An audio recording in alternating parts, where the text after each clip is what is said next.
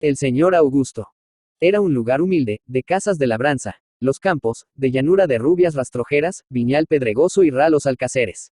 Todos los horizontes estaban cerrados por un círculo de sierras fragorosas y peladas, sin umbrias ni pastura para los ganados que habían de trashumar. Era un pueblo de quietud y silencio. Los lugareños salían por la mañana a sus pegujales, y la vieja espadaña de su iglesia, cuyos bancos huelen a pobreza y sudor de cráneos de labriegos que dormitan, y las ventanas y puertas de las casas les miraban, desde lejos, frías, contristadas, y la mirada de las piedras llegaba hasta un pueblo blanco, risueño, ceñido de huertos de mucho verdor y abundancia. Y al lugar humilde vino un hombre, que traía amplio sombrero, pantalón de pana crujidora, chaqueta recia y tralla pasada por los hombros. Era del mediodía de Francia, y hablaba un castellano tan gangoso y roto como si padeciese un mal de garganta, pero su salud era hasta insolente.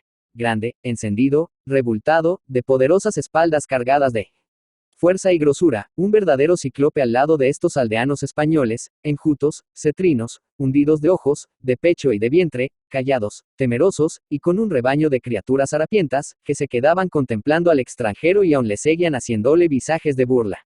Pero el francés lo resiste a todo con mucho comedimiento.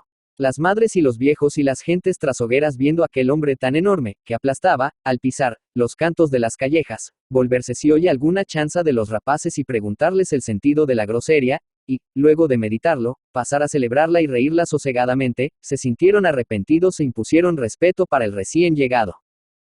Si los sábados surgía en el hostal alguna contienda entre labriegos, arrieros y trajinantes, que se juntaban para sus tratos y holganzas, el señor Augusto, que así se nombraba el francés, salía de los pesebres, donde se estaba frecuentemente mirando las bestias, y hacía paz. Y luego bebían todos una azumbre de vino áspero, rojo y denso como la sangre.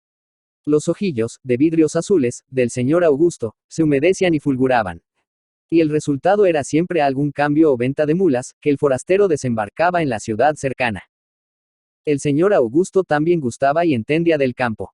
Y muchos lugareños le llevaron a sus tierrecicas, y recibieron enseñanza para su remedio. Decíales el señor Augusto que necesitaban estiércol, una hila quincenal de agua, que podría derivarse del alumbramiento artesiano que él había hecho cercanamente, y otra bestia para la labranza que aventajase al asno tristón y flaco, lleno de mataduras y moscas, y arrancar el viñedo y sustituirlo por almendros, pues el terreno mejor llevaría hallosas que uvas. Señor Augusto, lo que habemos de menester nosotros son dineros.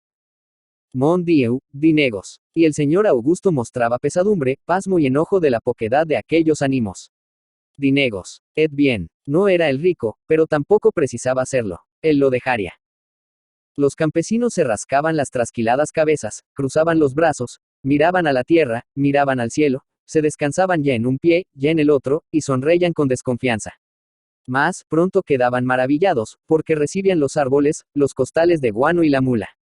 El señor Augusto golpeaba con mucho halago las flacas espaldas de los labriegos, y las ancas y la panza de la bestia haciéndola andar y ladearse y probar su fortaleza y casi su gallardia. Y el señor Augusto no se quedaba con intereses de los dineros dejados, ni los pedía. No. Más tarde, lo que hacía era quedarse con la finca mejorada, con la bestia ya domada y avesada a la mansa faena campesina y hasta con el hombre, que había de trabajar en servidumbre la tierra que antes fuera suya. Y los campos se hicieron ricos y frondosos. Y el señor Augusto se adueñó de todos los ánimos del lugar y de casi todas sus casas y haciendas, y tenía puertas llenas de monedas y billetes mugrientos. En el hostal, en los portales, al retorno de la faena, se murmuraba menudamente de la grande ventura del francés, pero los malos pensamientos de los aldeanos quedaban reprimidos por la sonrisilla torcida y socarrona del señor Augusto y algunas palmaditas de protección en sus espaldas. Y las gentes se resignaban y lo respetaron. Asterisco. Una mañana de abril, grande, diáfana, tibia, de júbilo de sol y azul, olorosa a sembrados húmedos, quitó el señor Augusto el tendal de lona del cabriole, enganchó su gordo caballo, y salió del lugar. Miraba el señor Augusto los verdes bancales, los árboles que ya rebrotaban muy viciosos, la serranía del confín que se perfilaba clara y dulcemente, y todo amparado por un cielo de tanta pureza y alegría, que redundaba felicidad en las almas y daba como la sensación y la esperanza de una vida eterna y gozosa.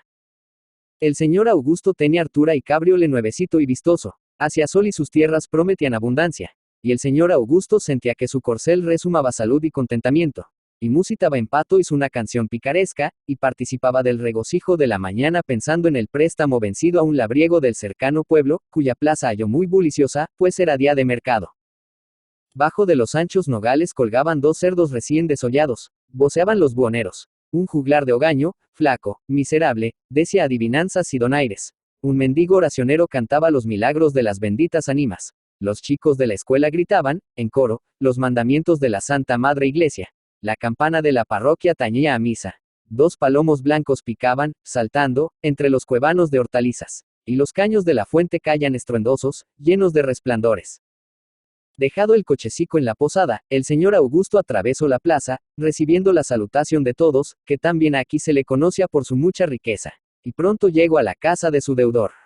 Tenía una entrada honda y ruda, y el dueño, hombre huesudo, moreno y calvo, estaba pesando un quintal de patatas, rodeado de campesinos. En el umbral, lleno de sol, dormitaba un viejo mastín, consintiendo por pereza y mansedumbre que un muchacho le soplase en las arrugas de los ojos, y le abriese y le mirase las quijadas. Se sentó el señor Augusto encima de un arca esperando que acabasen de pesar y entenderse, y mientras todo lo huroneaban sus ojitos de vidrio azul, empezó a percibir una tosecica y un llorar de niña enferma, y palabras de mujer entristecida que, de rato en rato, pasaba templando una taza humeante. El lugareño dejaba frecuentemente su negocio, y también se entraba y se le oye hablar conmovido y ansioso. Llegaron 2 hombres mal avenidos por no sé qué cuenta de ganados, a que aquel se la esclareciese, y como no estaba, el señor Augusto se les ofreció.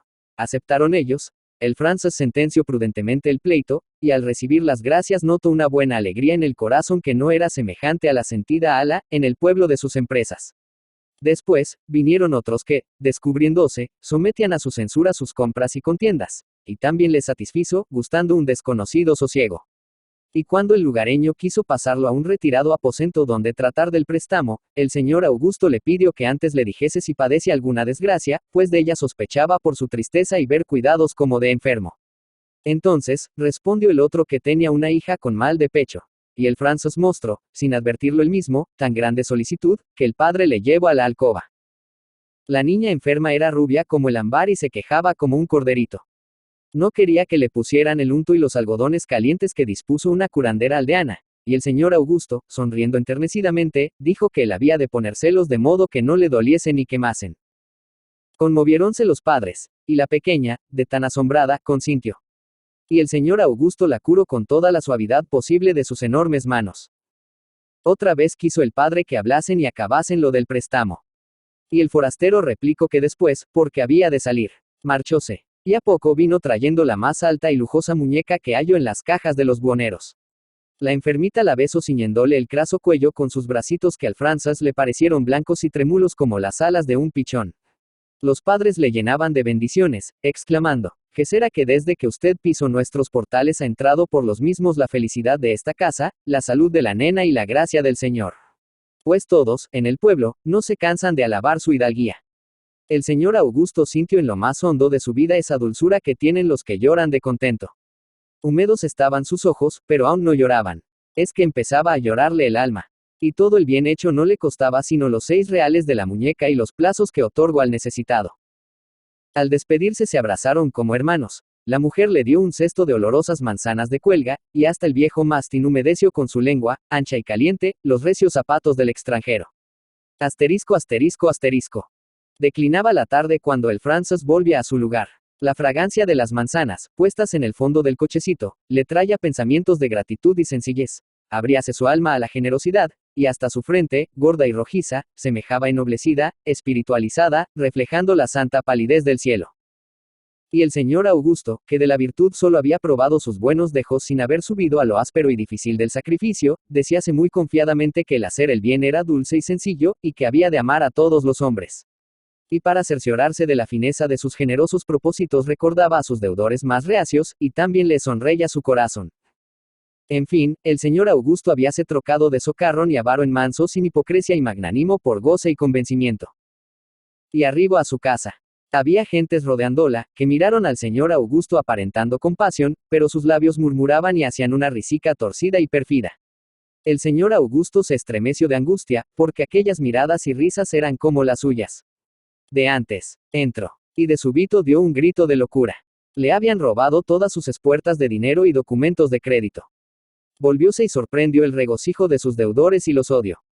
Y el señor Augusto persiguió ferozmente a los menesterosos, mientras en el hogar de la niña enferma bendecían su nombre, y las manzanas, olvidadas en la cuadra, dieron su fragancia de generosidad hasta pudrirse.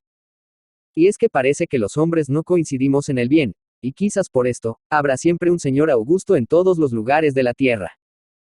Gabriel Miró. Gabriel Miró Ferrer, Alicante, 28 de julio de 1879, Madrid, 27 de mayo de 1931, fue un escritor español, encuadrado habitualmente en la llamada generación del 14 o el novecentismo.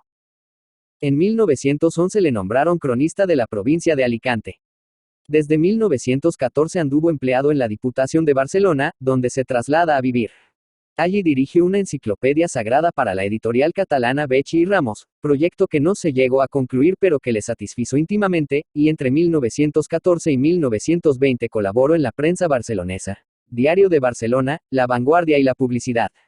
Conoce allí al editor de muchas de sus novelas, Domenech. Se trasladó a Madrid al ser nombrado en 1920 funcionario del Ministerio de Instrucción Pública y allí permaneció los últimos 10 años de su vida. En 1921 era secretario de los concursos nacionales de ese mismo ministerio.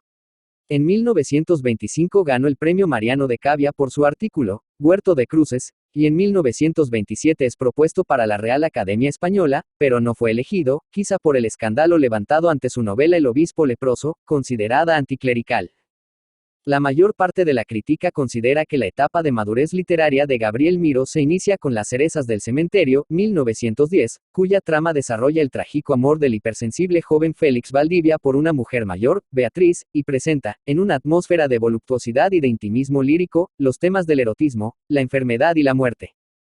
En 1915 publicó El abuelo del rey, novela en la que se relata la historia de 3 generaciones en un pueblecito levantino, para presentar, no sin ironía, la pugna entre tradición y progreso y la presión del entorno.